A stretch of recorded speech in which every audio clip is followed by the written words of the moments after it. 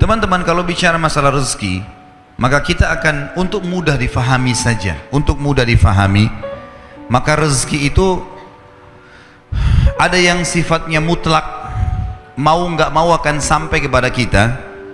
Ada yang sifatnya ikhtiar. Ada yang sifatnya ikhtiar.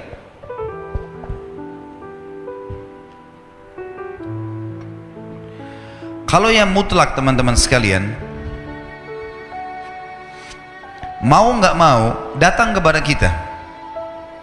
Biarpun kita lagi duduk di rumah, maka rezeki itu akan datang. Seperti misal, mata kita sekarang menangkap cahaya, hidung kita menarik oksigen, telinga kita menangkap suara, energi di tubuh kita pada saat kita mau bergerak, kita mengeluarkan proses makanan yang habis akan dibuang, kotoran, tinja dan air seni, rezeki datang. Ada juga rezeki-rezeki yang lain selain daripada itu, seperti misalnya kita lagi duduk di rumah, tetangga antarin makanan, nggak pernah pesan, nggak pernah apa-apa, tiba-tiba dikasih. Orang tua kita banting tulang, begitu mereka meninggal kita dapat warisan, ya. Ada rezeki yang mutlak. Kita lagi masuk ke restoran, tiba-tiba ada teman juga masuk, dibayarin, ditraktir. Kita nggak pernah programin sebelumnya. Namanya mutlak, pasti sampai ke kita. Ini sesuai dengan hadis baginda Nabi SAW, tidak akan meninggal jiwa, tidak akan meninggal orang yang punya nyawa, kecuali akan dilengkapkan semua rezekinya. Ada orang subhanallah pas sudah tua sekali dapat warisan, tiba-tiba jadi kaya, ada saja. Ada orang bertahun-tahun sakit, sembuh di akhir hidupnya, kuasa Allah, rezekinya pasti sampai kepada dia. Ada hadis yang lain berbunyi, kalau seandainya seseorang di antara kalian, hadis sahih riwayat Imam Ahmad setahu saya, kata Nabi SAW, kalau seandainya seseorang di antara kalian lari dari rezekinya sebagaimana dia lari dari kematian, maka rezekinya akan datang kepadanya sebagaimana mati akan datang kepadanya. Itu maksudnya adalah mutlak, sampai kepada kita, mau nggak mau akan datang rezeki itu. Ada rezeki yang kedua, teman-teman, namanya rezeki ikhtiar, berhubungan dengan ikhtiar kita. Jadi rezeki ikhtiar ini memang harus melalui usaha, upaya. Seperti misal ada orang sudah S1, dia kerja jadi dosen di kampus, dapat gaji 5 juta. Dia ingin lebih besar gajinya, dia lanjutin S2. Ikhtiar dia bukan? Hah? Mana suaranya nih? Masih hidup nggak ini? Hah? Kalau sore-sore begini ada yang tidur, ini aneh nih. Hah?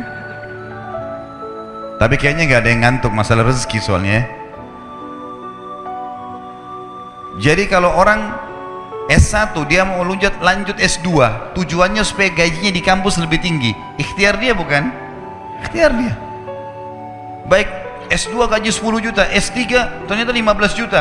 Dia sekolah lagi S3 supaya gajinya di kampus lebih tinggi lagi. Ikhtiar dia. Dia buka satu butik baju, kemudian dia mau kembangkan. Dia mau kembangkan, dia buka 5 cabang, 10 cabang, ikhtiar dia. Dia yang berikhtiar. Dia punya restoran, dia buka 10 cabang restoran, dia tinggal punya ilmunya saja, selesai. Dia bisa kembangkan. Kalau saya sering gambarkan di pengajian saya, masalah rezeki ini adalah seperti pohon buah, ada buah yang berjatuhan, ada buah yang bergelantungan. Buah yang berjatuhan ini itu adalah rezeki mutlak tadi. Artinya kita tidak usah capek-capek, upaya datang sendiri. Ya tadi oksigen yang kita hirup, cahaya ditangkap oleh mata, tadi ditraktir teman, dapat warisan orang tua, dan seterusnya. Ada buah-buahan yang bergelantungan, kita harus punya fasilitas, galaka atau punya tangga untuk naik ke atas, harus ada ikhtiarnya, baru bisa pungut tuh buahnya. Nah ini siapa saja boleh lakukan.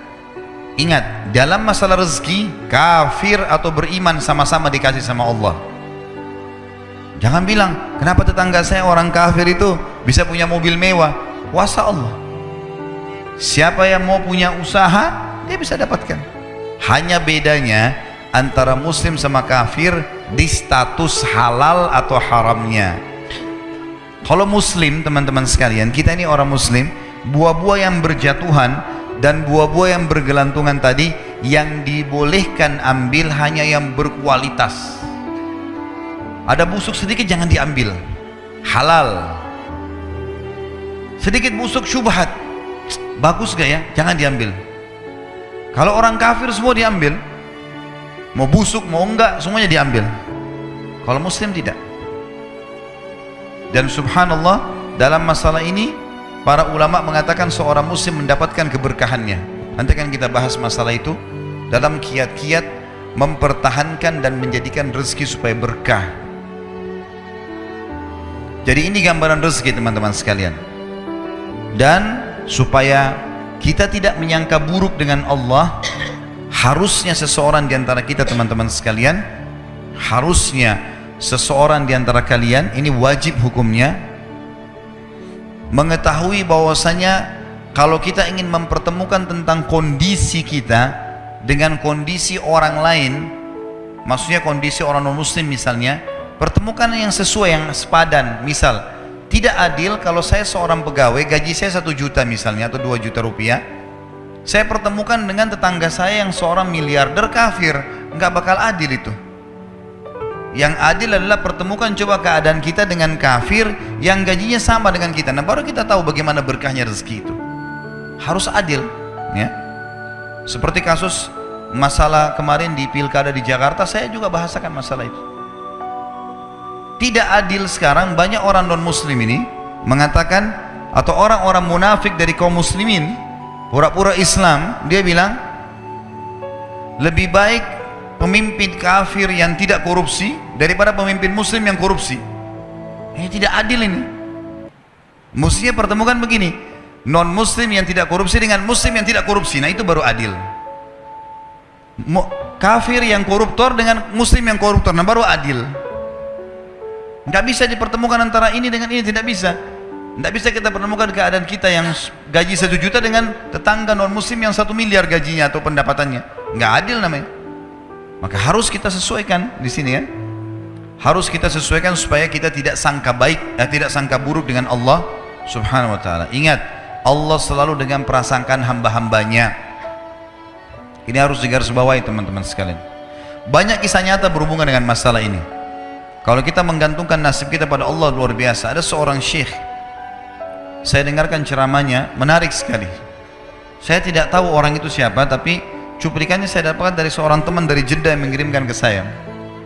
Orang ini cerita, syekh ini menceritakan, cuplikannya ada di HP saya. Dia bilang, saya satu waktu pernah ke Mesir, dan di Mesir ini saya lagi dari satu daerah mau ke Kairo, dari Iskandaria, satu kota mau ke Kairo.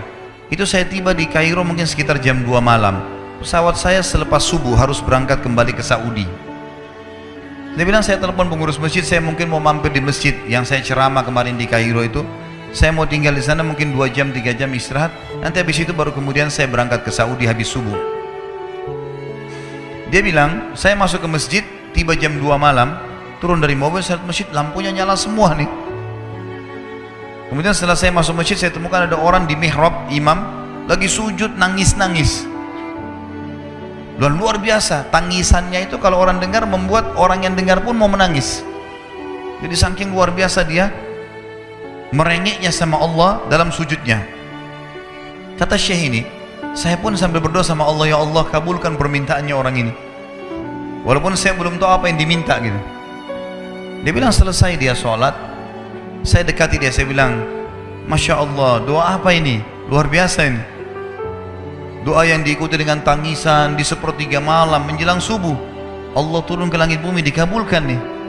Dia bilang, demi Allah syekh, karena syekh ini orang Arab biasanya panggil, bisa orang pintar, bisa orang kaya, bisa orang tua. Jadi kalau antum dipanggil syekh jangan bangga dulu ya, karena banyak maknanya itu ya.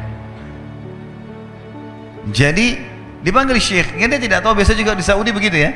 Kalau ada orang kita tidak kenal dipanggil syekh, syekh sini syekh, walaupun antum bukan syekh sebenarnya gitu ya. Maka dia bilang, demi Allah syekh, dia tidak tahu kalau ini orang memang ulama gitu. Istri saya sekarang lagi dirawat di rumah sakit dan saya harus bayar 14.500 jenih atau ponnya Mesir. Saya harus bayar rumah sakit, kalau enggak istri saya enggak bisa dioperasi. Ini sudah parah sekali. Kata syekhnya, jadi gara-gara itu kau sujud sama Allah. Dia bilang iya, lanjutkan nangis sama Allah. Allah tidak akan menyia-nyiakan orang yang ikhlas minta padanya. Lanjutkan, nikmati sujudmu, pasti Allah akan berikan jalan keluar. Dia bilang iya, baik. Orang itu dia bilang kembali lagi ke mihrab, nangis lagi, sholat sujud sama Allah. Ya Allah, dan dalam doanya begitu, ya Allah, istri saya mau dibayar besok rumah sakitnya, jumlahnya sekian, saya tidak pegang uang satu jenih pun. Ini 14.500 jenih, banyak sekali. Maka dia bilang, orang ini bilang baiklah kalau begitu. Syekhnya ini bilang, saya mau tidur dulu, saya istirahat 1 jam, menjelang azan subuh dia bilang, ada marbot masjid datang bangunin saya. Sudah azan, saya sholat qobliyah, sholat sunnatul fajr. Waktu iqamah, pengurus masjid tahu kalau dia ini ulama, dipanggil, dia bilang, Syekh tolong jadi imam. Dia bilang, saya capek, baru istirahat 1 jam, 2 jam malam, biarlah imam. Dia bilang, tidak apa-apa, ayat-ayat pendek aja, baca surah-surah pendek aja. Kata Syekh, baiklah. Dia bilang, saya baca surah-surah pendek. Rupanya mikrofon masjid karena keluar di luar, ada satu pengusaha Mesir, apartemennya itu dekat masjid, dan dia suka ikuti ceramahnya Syekh ini di YouTube. Dia bilang, turun dari apartemennya, ikut sholat berjamaah di masjid, karena dia kenal suaranya orang ini gitu. Begitu selesai sholat, dia bilang, saya lagi zikir, datang orang itu. Dia bilang, Syekh, ahlan wa sahlan di Mesir, saya salah satu penggemar Anda di YouTube, dan saya dengar suara tadi. Saya tadinya mau sholat di masjid lain, saya ke masjid ini. Dia bilang, Syekh, saya mau minta tolong satu hal. Kata Syekhnya, kenapa? Dia bilang, saya sudah ngitung zakat uang perusahaan saya harus alokasikan 14.500 jenih. Kata Syekhnya, orang itu bilang, saya mau alokasikan zakat saya 14.500 jenih. Kata Syekhnya, saya nangis, dengar itu. Nangis, saya terisak-isak. Kata orang itu, kenapa Anda nangis? Syekh bilang, saya nggak bisa jelasin. Dia bilang, saya nangis terus. Kemudian saya lihat ke kiri kanan di sof, mana orang yang tadi malam sholat tahajud tuh? Wah, ada di ujung. Dipanggil sama Syekh, fulan kesini, datang. Dia bilang, ceritakan masalah kamu apa? Dia bilang, Syekh, saya punya masalah, istri saya dioperasi, harus bayar 14.500 jenih hari ini, kalau tidak nggak operasi. Kata Syekhnya, tiba-tiba si pengusaha ini nangis-nangis. Orang ini juga heran, kenapa kalian berdua menangis? Dia masih bingung kenapa gitu. Kata Syekhnya, biarin orang ini yang jelaskan. Yang punya usaha bilang apa? Demi Allah Syekh, saya sudah 1 minggu taruh uang ini di lemari saya, sudah 1 minggu. Setiap hari istri saya bilang, turunkan, lakukan haknya Allah, zakat itu keluarkan. Dia bilang, saya ingin dapat 1 orang yang saya kasih langsung daripada saya bagi-bagi. Saya mau 1 orang saya kasih, selesaikan masalah dia, dan Allah selamatkan saya di akhirat. Orang ini jadi nangis. Orang yang punya minta butuh nangis. Kata pengusahanya, ini uangnya, silahkan 14.500. Semoga Allah selesaikan urusan saya di akhirat gara-gara saya bantu kamu. Kata Syekhnya, demi Allah yang terjadi, orang ini yang orang yang punya uang ini, yang dikasih uang, dia tiba-tiba lupakan saya dan lupakan si pemilik uang. Dia langsung angkat kepalanya ke langit sambil menangis mengatakan, ya Allah, aku mencintaimu. Terpenuhi kebutuhannya, gitu kan? Kuasa Allah. Teman-teman, cuman kita selalu buru-buru. Kalau seseorang kita di perusahaan mau dinaikkan gajinya saja, mau naikkan jabatannya, dia harus tulis permohonan. Tidak mungkin juga baru hari ini dimasukkan kemudian ketuk ruangan di rootnya, mana permintaan saya kemarin, atau hari ini, nggak mungkin. Seminggu dia sabar, 2 minggu dia sabar, dengan berharap datang panggilan. Kenapa dengan Allah subhanahu wa ta'ala kita tidak begitu, teman-teman? Banyak orang buru-buru, dan kebanyakan orang mau menggantungkan permintaannya kepada Allah hanya pada hal-hal yang kecil, hal yang besar tidak, atau sebaliknya, hal yang besar, hal yang kecil tidak. Kenapa tidak pernah minta sama Allah dikasih motor, dikasih mobil, dikasih rumah? Kenapa hanya minta kalau penyakitnya dihilangkan baru kembali kepada Allah? Itu pun seringkali kita jadikan Allah nomor 30, teman-teman sekalian. Ke dokter ini, ke dokter itu, resep ini, resep. Nanti kalau sudah mentok nggak bisa sembuh baru sholat tahajud. Hah? Salah. Islam mengajarkan kita apa? Sebelum makan berdoa, sebelum tidur berdoa, sebelum aktivitas berdoa, sebelum ke dokter doa dulu supaya Allah jadikan kesembuhan. Karena dokter resepnya cuma semoga lekas sembuh. Tidak ada pasti sembuh. Makanya teman-teman sekalian, kembali kepada Allah adalah jalan yang paling luar biasa gitu. Coba merengek kepada Allah SWT, Allah pasti tidak akan pernah memungkiri janji-janjinya.